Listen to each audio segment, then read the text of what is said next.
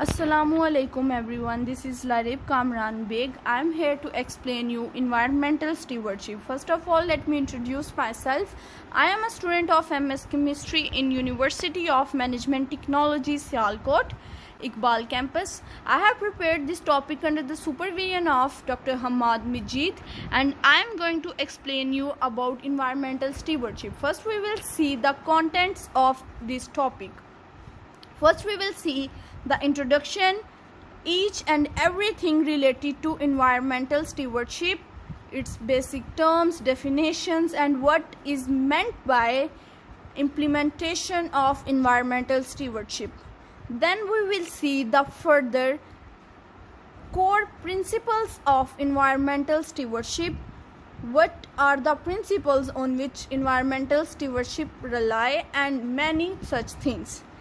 Moving ahead, we will see what are the basic benefits of implementation of environmental stewardship program and how this facilitate us. Then we will see how we can conserve energy with implementation of environmental stewardship, and we will see how we can manage solid waste with environmental stewardship too. Last but the most important point, that how we can achieve occupational health and safety with environmental stewardship. Ladies and gentlemen, let's move ahead to the introduction. If we come to the introduction, then we will see the term environmental stewardship has been used to refer to such diverse actions as creating protected areas, replanting trees, limiting harvest, reducing harmful activities or pollution, creating community gardens, restoring degraded areas, or purchasing more sustainable products. It is applied to describe strict environmental conservation actions, active restoration activities, and the sustainable use and management of resources.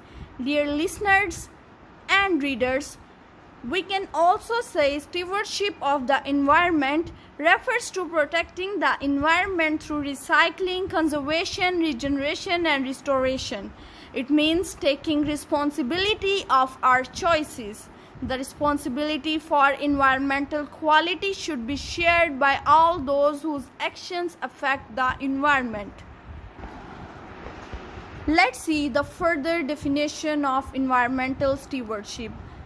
If we define environmental stewardship, then we will see how organizations play their role by implementing environmental stewardship, and how different projects can be maintained and attained by environmental stewardship. Let's move ahead. Organizations putting system in place that will enable them to use resources efficiently, reduce waste, and minimize the negative impacts on the environment, translate reduced consumption and waste into financial savings, provide a healthy, more efficient and effective working environment, embodies the concept of a green office, a green school, or green home, which is conceptualized as smarter and better as it is ecological, efficient, and healthy. We see the ecological, using non-toxic, recycled, environmentally friendly products and supplies. Efficient, using a little energy and other resources as possible and putting out the smallest amount of waste as possible. Healthy, will generate as little visual noise and physical pollution as possible. Dear readers and listeners, if we see the concepts related to environmental stewardship, then we will see that environmental stewardship implement itself in all these concepts which we have already heard many times before. One of them is 3 R's, which we are aware many times, like it's reduce, reuse, and recycle. The 6 R's, the conservation, eco-efficiency, environmentally preferred products and services, environmental steward, green buildings, green office, green procurements, green purchasing, life cycle costing, recycling resources. Here we can see also a life cycle of a resource and how we can make it green. When we receive or use a resource, then this material is processed. Then a product is manufactured by its processing and it is distributed all over the world. We then use this product and its life ends here in a green manner, that it do not pollute our environment and do not affect our life anymore. This was all about the introduction of environmental stewardship. Moving ahead to the principle of environmental stewardship, we will see the core principle number 1, in which we will discuss in detail the resource conservation, in which we will see that it means making the most efficient use of resources, meaning materials, energy and water, through energy efficiency and conservation, water efficiency and conservation, solid waste management and conceptualizing waste as a resource, publications management, events manager. If we move ahead to the core principle number 2, then we will see the pollution prevention. Pollution prevention means minimizing contamination of the environment by chemicals or other materials through vehicle or fleet management, management of the use of chemicals and other hazardous substances. If we see the core principle number 3, then we will see the occupational health and safety. How occupational health and safety is achieved through the implementation of environmental stewardship. Environmental stewardship helps us to manage indoor air quality, comfort and productivity in the workplace, emergency and disasters management too. Moving ahead on the benefits of implementing an environmental stewardship program, then we will see that there are 3 basic benefits of implementing an environmental stewardship program, and these includes economic benefits, human health benefits, protection and conservation of the environment, which are very necessary and vital for our life. Moving ahead to the basic principle number 1 of environmental stewardship, we will see here that how we can save energy with different ways. First, before all that, we should know the difference between energy efficiency and energy conservation. If we talk about the energy efficiency, then the energy efficiency is the efficient conversion and use of energy and measure of the productivity provided per unit of energy consumed.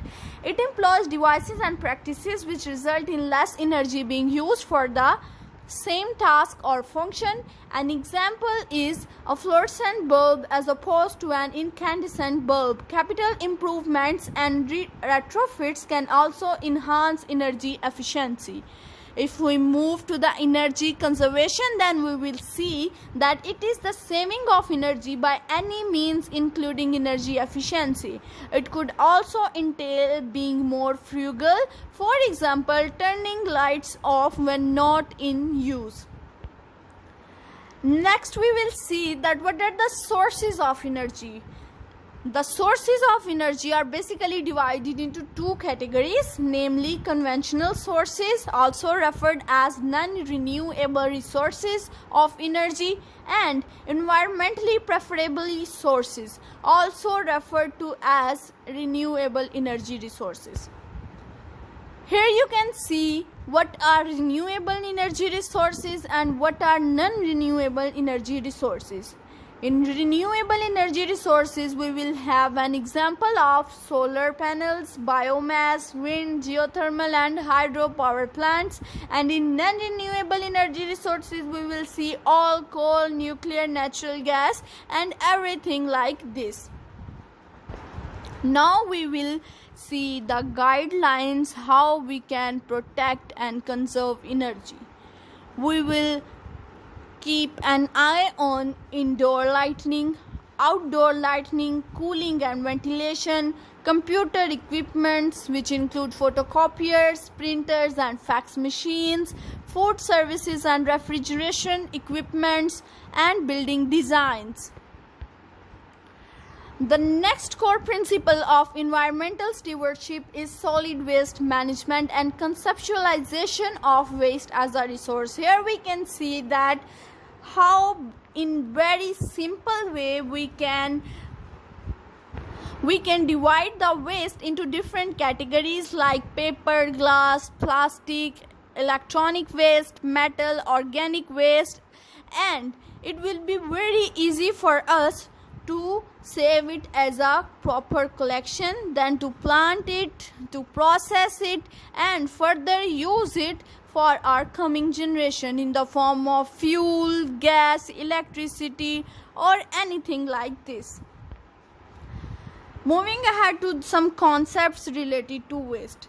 These include zero waste, waste as a resource in which we use waste as a resource, zero waste in which we pollute environment as less as possible, waste management, how we can manage waste in different ways, how we can characterize waste into different ways, like for example we can put different bins for each waste, a different bin for paper, a different bin for glass, a different bin for plastic, a different bin for waste and metals and organic waste, so on.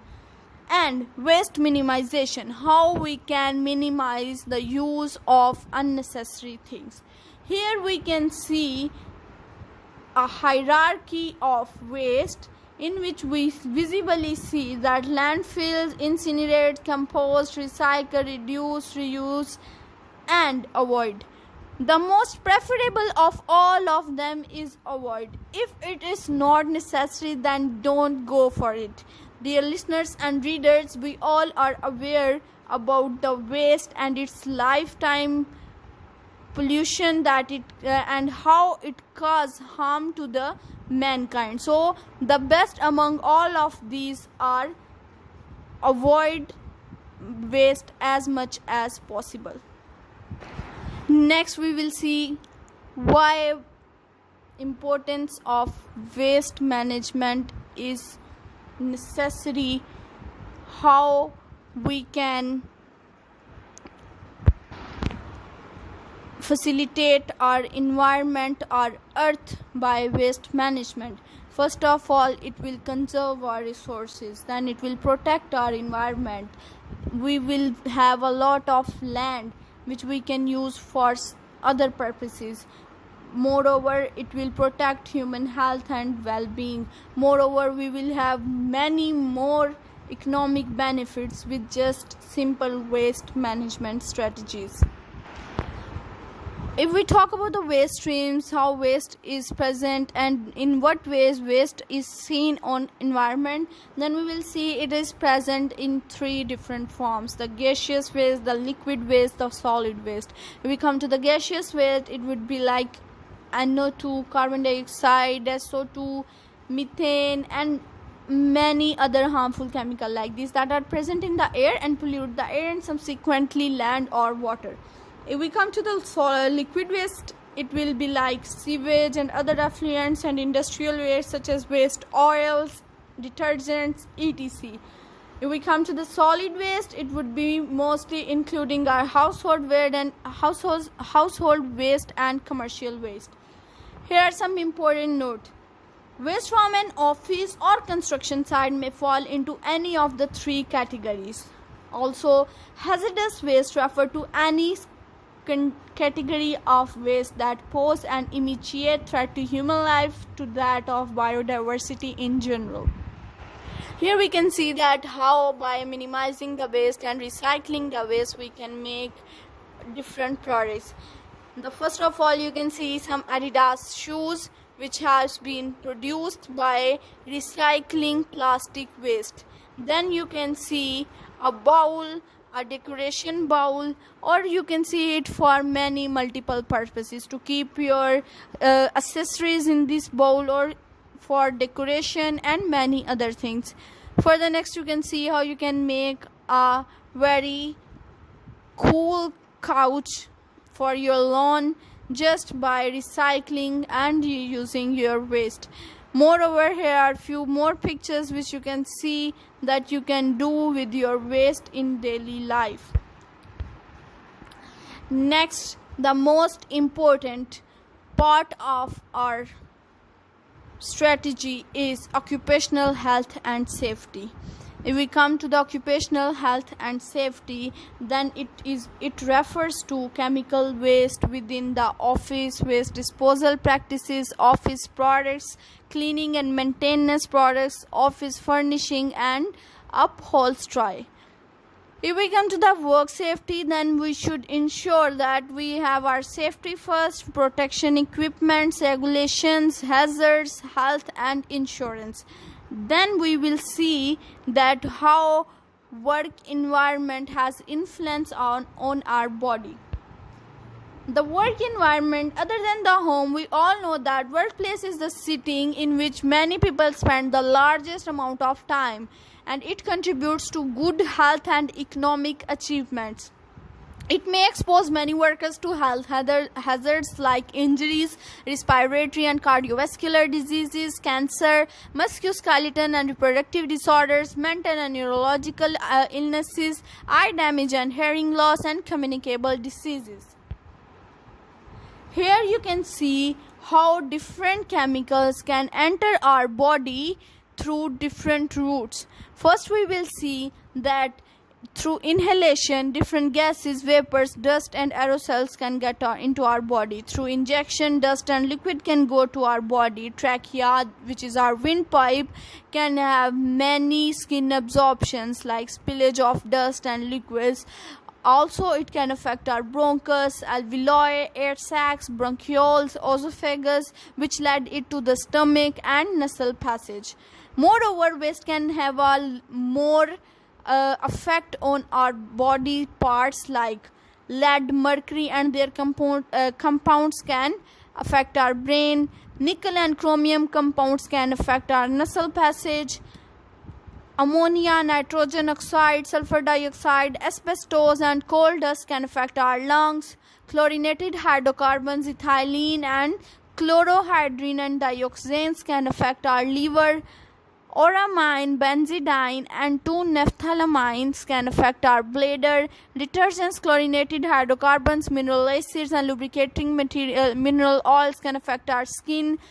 Benzene can affect our bone marrow. Mercury, cadmium and their compounds can affect our nerves. Mercury compounds and chlorinated hydrocarbons can also affect our kidneys. Toluene diisocyanate can affect our lungs and skin, and they can enter our body through different routes, which we can clearly see here in the diagram.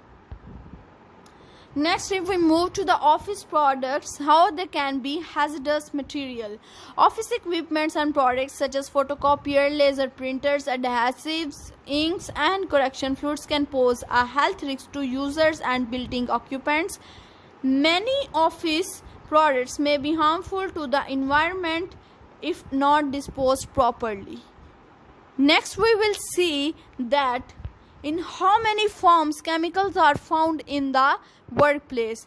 First of all, we will see that chemicals can be found in the form of dust, like suspended particles in the air produced by mechanical processing like crushing, grinding, milling, breaking and pulverizing.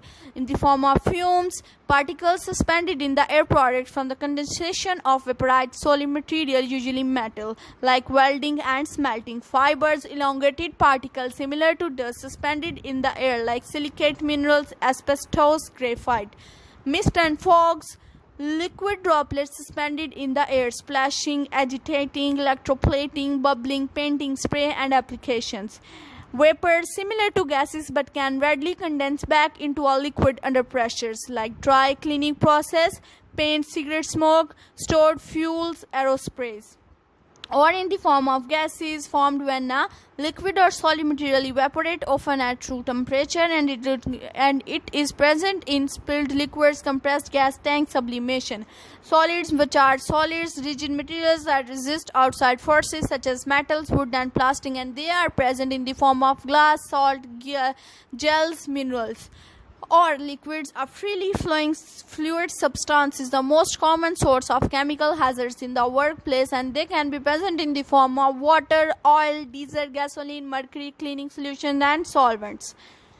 Moving ahead, we will see that how other office products can be hazardous materials. It includes few toners used in the office: light and ultraviolet light, ethylene glycol and acetone, asbestos, formaldehyde, trichloroethylene, ammonia, isopropyl alcohol.